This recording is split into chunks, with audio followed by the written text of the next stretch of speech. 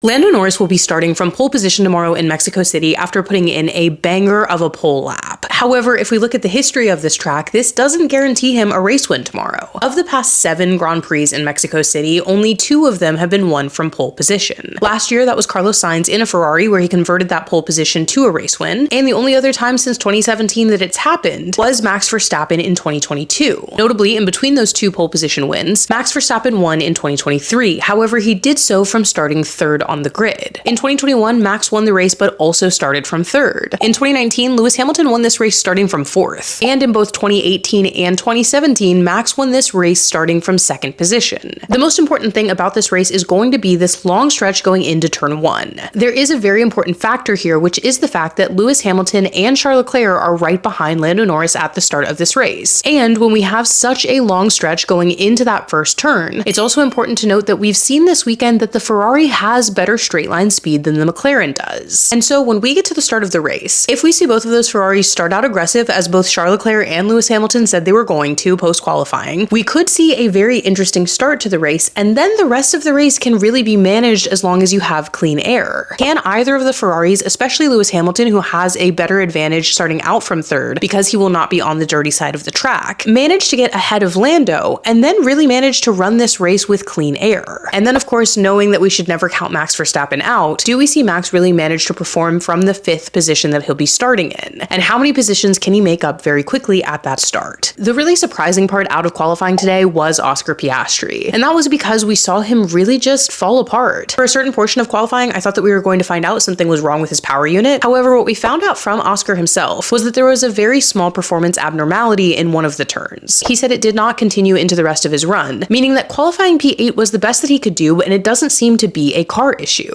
Luckily for him, Carlos Sainz came into this race with a 5 grid penalty, meaning that Oscar will be promoted into P7 despite actually being out-qualified by Carlos in a Williams. The question for Oscar is really what has happened in these last 2 weeks. Has the threat of Max Verstappen really shaken his confidence, or is there something else going on that we don't see? We've seen a big conversation over the past couple of weeks as we've started to talk about Max being involved in this title fight, about whether it's easier to fight for a championship from the back or maintain your lead from the front. And particularly, we saw Toto Wolff say that a driver in the back is going to have a better mental advantage chasing that title than someone who is attempting to maintain their lead. Oscar did disagree with this when asked about it, but if qualifying was anything to go by this weekend, that may not actually be the case. But I'm curious for you, do you feel like Oscar has lost his confidence, or maybe there's just something else going on that we're not privy to? And do you think it's possible that we see Lewis Hamilton starting from P3, which may be one of the best advantageous positions on the grid, finally make it onto the podium in Ferrari red?